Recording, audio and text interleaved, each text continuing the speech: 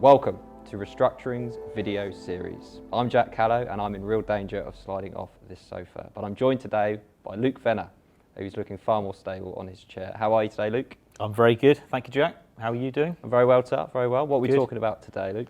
So we're talking about customers and specifically credit control, which will probably seem pretty obvious to a lot of people. And actually a lot of businesses, they don't need to be massively on top of credit control because they've got good relationships, good sort of payment history, good customers. But lots of the business that we advise that they're struggling, a lot of it is down to problem customers.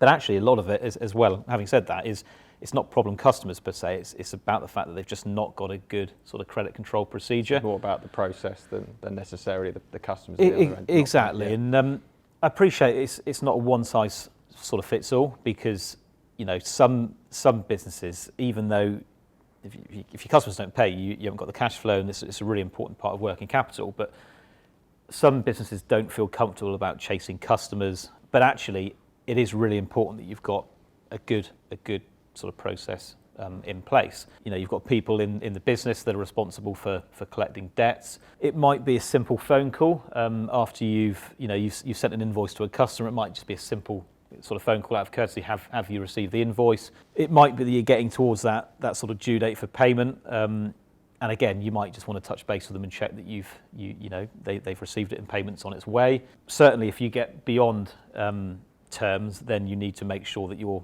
talking to your customers to try and sort of force payment. Can you introduce some sort of automation within your business? Yep. It will obviously depend on how big the business is, but can you introduce some sort of automation in there to help you with recovery? It might be a cheaper and more efficient process than employing people to do that. Can you offer discounts maybe to encourage your customers to pay early? Exactly, yeah. And it's all about, obviously you don't want to lose your margin, but it's all about if you can encourage early payment or earlier payment, then again it improves your working capital cycle. So like I said, it's not a one size fits all, and some businesses will be a little bit nervous about chasing the customers, and some businesses won't need to chase customers or have that sort of rigorous approach. But I think it is important that it's recognised, because we do see in insolvency processes that a lot of it is down to, like I said, working capital challenges and really just a lack of responsibility and lack of process around making sure that your customers are paying when they should be. And it sounds simple, but it often doesn't happen. It does sound simple, and you make that point at the start, and it links quite nicely to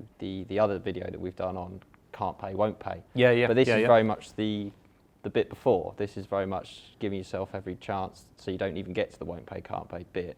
That being said, I mean, the message from the won't pay, can't pay is that we're able to help in both situations. We're happy to have a conversation about difficult customers, difficult debts. Yep. No different here, is it? Even though it's very simple and it's very obvious, we'd be more than happy to have phone calls just to talk through, sounding board, just to offer a different perspective. If there's, if there are credit control issues, or you're, thinking about this area, this topic, we would be happy to have that conversation. Definitely. And I guess we sometimes get that intel on industry intel around certain businesses. Clearly, we've got to be careful, that there are discussions in confidence, but there is that information we can provide around sort of credit, credit profiles, all that sort of stuff. So yeah, I think it's an important and probably fairly obvious subject to a lot of people, but unfortunately it does kind of get disregarded occasionally. Well, nonetheless, sometimes it's the more simple things and the more obvious things that we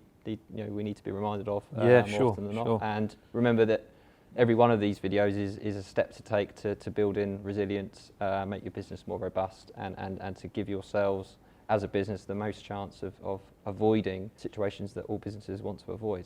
So thank you for bringing it up today, Luke. You're welcome. Really Thank insightful, very helpful, and thank you to you for watching.